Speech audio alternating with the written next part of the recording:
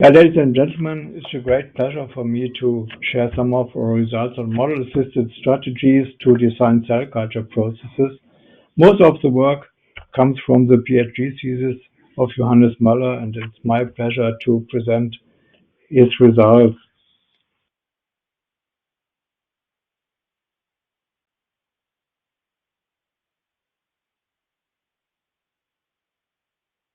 In process development, we usually start with selection of a cell strain for production of a certain therapeutic antibody or any other biopharmaceutical.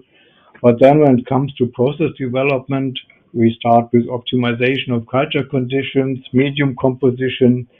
If we apply flatbed strategies, then we have to elaborate these strategies, we have to optimize them, and finally, we have to perform the scale up from a small scale to the production scale.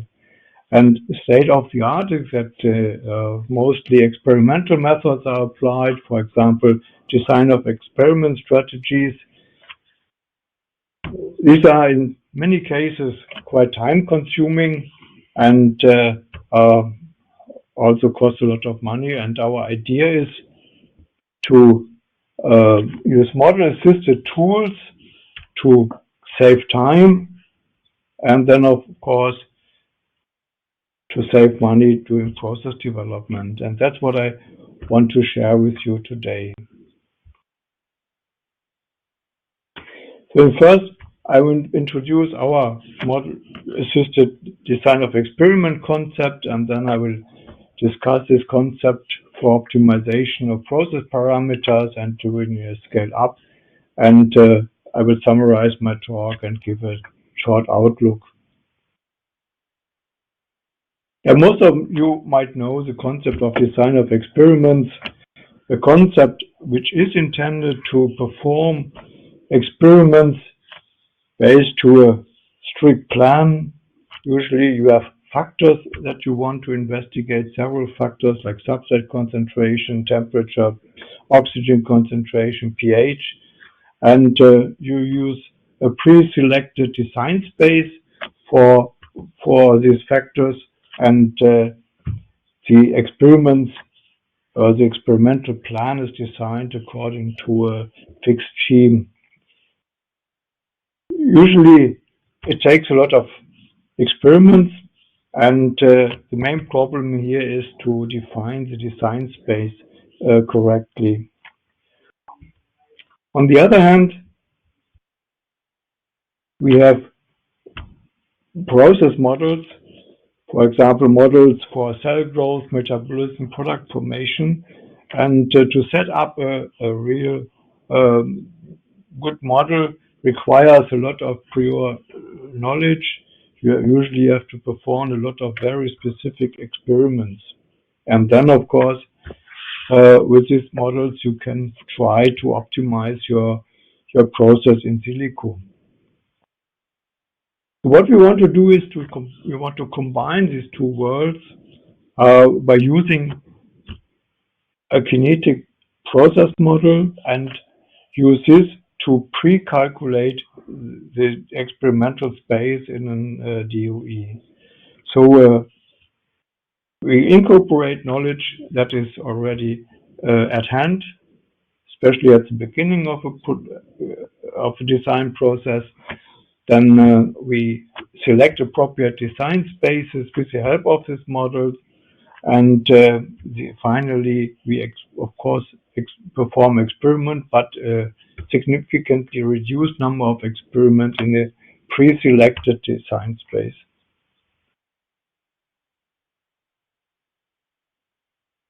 So the DOE concept starts, of course, with some initial cultivations. You need some information, you need some data about the process, which you can use to set up the mathematical model and to set up the DOE. You can have to select a certain type of DOE. Then, of course, we go into the simulation and the evaluation of the design of experiment plan. We can perform several rounds here, and then we get recommendations for the experiments we want to perform. This will be performed, of course, and data from this experiment then can be used again to modify the model, to improve the model. And in the end, we have a set of experiments, we have optimized process parameters, and in parallel, we have the mathematical model that can be used as a starting point for digital twin for further process development. But this concept requires a well-elaborated workflow, and this workflow starts with the definition of the task. So we have to define what kind of cell line we need, what is the culture system, what is the medium, what are important process parameters, medium composition, temperature, pH, oxygen concentration, osmolality, or whatever. And then targets have to be defined. This can be more than one. Of course, one important target is the maximal titer of the product, but there can be other quality attributes that might have an impact on the quality of the product, and these have to be considered as well. Then we have to check what do we know already about our process. We have to perform a data analysis. So we have to look at prior data. What do we know already? Do we know already some cause-effect relationships? For example, impact of glucose concentration on the growth rate. If not, we have to go into the literature, or maybe we have to perform specific experiments if required. And with this information, we go into the modeling process. So based on cultivation data or prior knowledge, we can set up the model for this cause-effect relationships. We want to keep the model structure as simple as possible, because especially at the beginning of a design process, we do not have too many data at hand for determination of the model parameters. Therefore, it's better to start with quite simple models. And with this model, we go into the simulation of the DOE. Here first, we can select different DOE strategies and factorial design and D-optimal design and E-optimal design or whatever. And we can select the appropriate design space. And with this selection, we go finally into the experiments that are performed, and hopefully with the reduced number of experiments. I will show this concept for design strategy. We performed for production of an antibody with CHO cells. The cell line was provided by Thomas Noll from the University of Bielefeld, and this consists of two parts. The first one is the model-assisted design of the medium and a fed-bed strategy, and then the transfer into the scale-up. This transfer was performed by the group of Regina and Dieter Eibel, by Jan Müller at the ZAW in Zurich. So the first step is medium optimization, and this is of course not a complete optimization. We focused on the main compounds, glucose and glutamine, because the medium was already quite well performing. So it was just, let's say, the final shaping of the medium. This optimization was done in a batch process, and we used this problem as a proof of concept. So in the first case, we set up the in silico DOE, then we performed the same experiments in parallel, probably a lot more than was required, but I will come back to this later. Then we evaluated the targets we have set, and then of course the question is, could we really save some experiments in the end. So the first step was to set up a model, and here we were lucky that we could work with a model that was at hand. We have developed these models over the years in different studies. It is a quite simple model. It's an unstructured, non-segregated model where we basically have the cause-effect relationships between the growth rate and cell growth, cell death, and glucose, glutamine consumption, lactate ammonia production, and the antibody production. To give you an idea how this model is set up, we have here on the left side the balance equations for biomass, viable total cell density, viability. You have the balance equation for substrate and metabolites, and here's for the product, and we have the kinetic equations. You can see mostly consisting of Monod type equations, so nothing really special. But the idea was to keep the model as simple as possible, because in the beginning of a cultivation or in the beginning of a process development, you do not have that many experiments at hand to identify the parameters of the model properly. Yeah, we used 4 shake flask experiments for parameter fitting, and this is just an example for the cell density and the antibody concentration, and in both cases we got a quite good fit, and similar fits we got for glucose, glutamine, ammonia, lactate concentration, and the product concentration.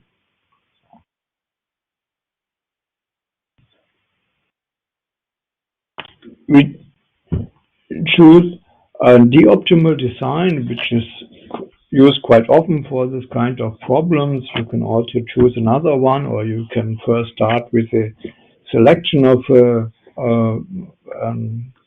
a design. In this case, as already mentioned, to optimize glucose and glutamine concentration. So glucose was varied between 20 and 60 millimole per liter, and glutamine between 2 and 12 millimole per liter. And then, of course, for each point, the time course for this culture was calculated for a batch culture, of course. Here we have the cell density against time, and this is already one advantage of this assisted approach, because you do not only get values for a certain time point, you get the whole time course, and you see here, for example, the maximal cell density for in each case is at different time points.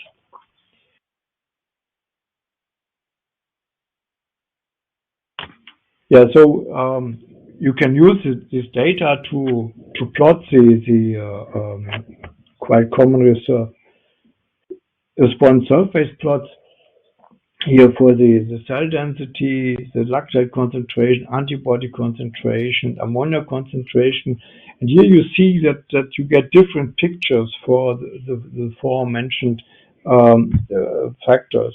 So for the maximal cell concentration, you get a maximum at highest glucose and glutamine concentration. For the antibody concentration, the glutamine concentration seems to have an impact, not the glucose concentration, but for lactate, the glutamine concentration, the glucose concentration is important, and for ammonia, the glutamine concentration. So if you just ask for the antibody concentration, then of course an optimum would be somewhere at high substrate concentration. But if you look at the metabolite especially, and if you want to reduce the concentration of this metabolite, then is probably required to select other combinations of the substrate concentration. So, and to combine these different targets in one value, one way is to define a so-called desirability function. And in this desirability function for each variable, you define a range between a lower and an upper limit, and you can define the constraints for this. So you get a desirability value for each variable, and you can combine this in an overall desirability by a simple the sum of the individual ones. The constraints in this case are where the cell density should be larger than 10 to the 7 cells per milliliter. The antibody concentration should be at a maximum. The lactate concentration should be below 30 millimole per liter, and the ammonia concentration should be at a minimum.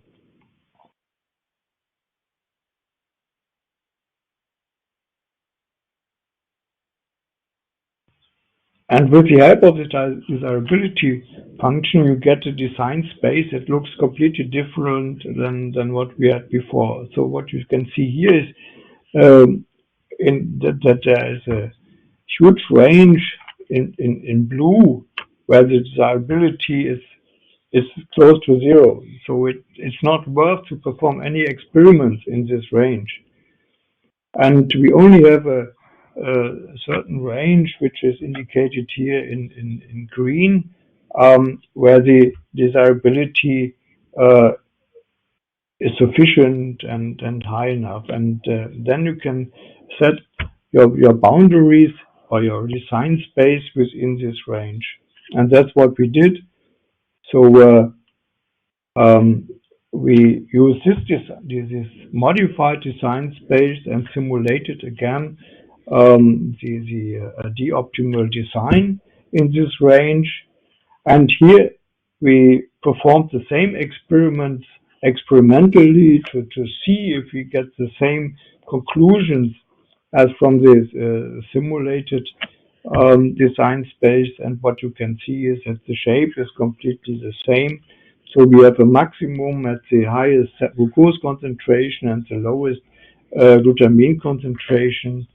And finally, and really a required design space would be quite small, as indicated here, and that would be the range where you should perform your experiment. In the second step, we optimize the fat-based strategy. Here we have some more variables. We have the feed rate, it's the bolus feed. We have glutamine and glucose concentration in the feed, and we have the starting time of the feed. So more complex approach. And again, we first performed the in silico DOE, evaluated this DOE, and then draw some conclusion for the experimental design. In this case, we used an E-optimal design, in total 29 experiments, and this graph just shows one example, the relationship between the total feed rate and the concentration of glucose or glutamine in the feed. And on the right side, you see the surface response plots. And again, we see that we have a range for the optimum for the cell density. We have a quite broad range for the antibody concentration, not really a very sharp maximum. And of course, we see a range where we have very high ammonia concentrations, which should be omitted. In this case, we did not look at the lactate concentration too much because it remained below critical levels. And again, we calculated the respective desirability function, and here we could see that at high feed rates and low glutamine concentration, in this case, an optimum for the desirability could be found. And this finding was confirmed experimentally in shake flasks. I don't want to show this too much in detail. So we could prove that the DOE concept is able to reduce the experimental effort to quite some extent. So next step was, can we use this model-assisted strategy for further scale up? So we wanted to perform a scale up from 250 milliliter to a 50 liter bioreactor, single-use bioreactor, and as already mentioned, these all were performed at the ZHAW in Zurich. But we only wanted to see if we get a good scale up, but we wanted to see if there are changes in the identified parameters within the different scale, which is quite important if we want to use a model that has been established on a small scale, also in larger scales. So at first, we modified the model. We selected some scale-up criteria.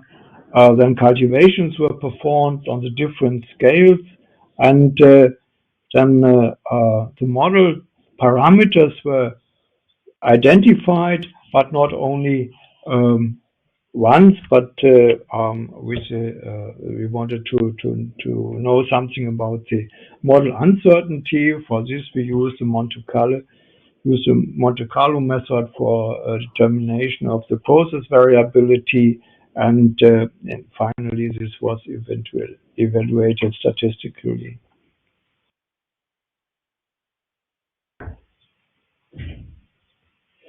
As already mentioned, a scale up from 80 milliliter shake flask to a 50 liter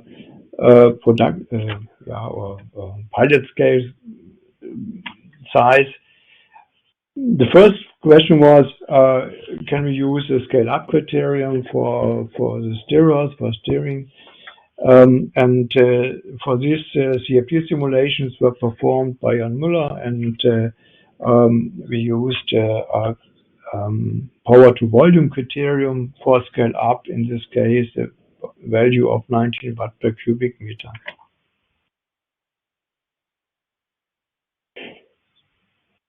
Yeah, first cultures are performed in 80 milliliter shake flask cultures. So next step was 250 milliliter 2 liter, and here are the representative results. And what we can see is that the shape of the curve for the cell density is quite similar, but not only the shape, but also the model description. And especially if we look at the uncertainty, the uncertainty band in both cases, we see that the cultures could be described very well in both scales.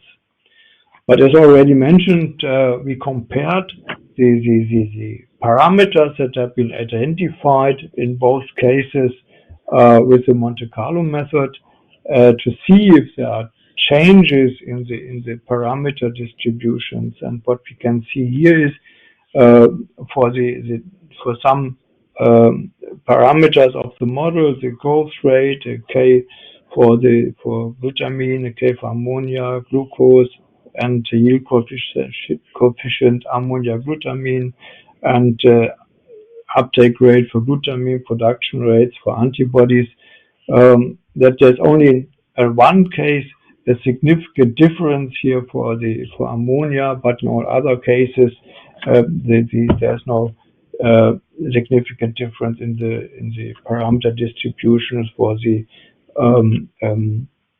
determine model parameters. So in the final step, we went to the 50 milliliter scale, and again, we have a quite good fit between the experimental parameters and the model parameters, and this shows as a strategy setting up a model in a very early stage of the process development, here in the case in shake flask, and transferring this model in a digital twin to larger scales worked perfectly. This slide summarizes a little bit the strategy and shows the people that were involved in development, especially this workflow. This was a project funded by the BMBF, and with our friends in Lemgo, but group of Björn Fram, and in Furtwangen, the group of Professor Haas, we were able to develop this workflow. Yeah, to summarize my talk, I hope I could convince you that this mDoE concept is a very valuable tool for process development. We can combine modeling and statistics. We use knowledge on the process to reduce the DOEs, the design space. We could reduce the number of experiments significantly, and we could apply it along the upstream process chain. With respect to scale up, it was possible to use CE to define the scale up criterion, the power to volume criterion, and we could scale up it successfully from shape class to pilot scale. And something that should not be underestimated, we learned a lot about the process during this development, especially when setting up the model. So we have a tremendous increase in process knowledge. I have to acknowledge our partners again, and the funding agencies, especially the BMBF, and I thank you for your attention. Thank you very much.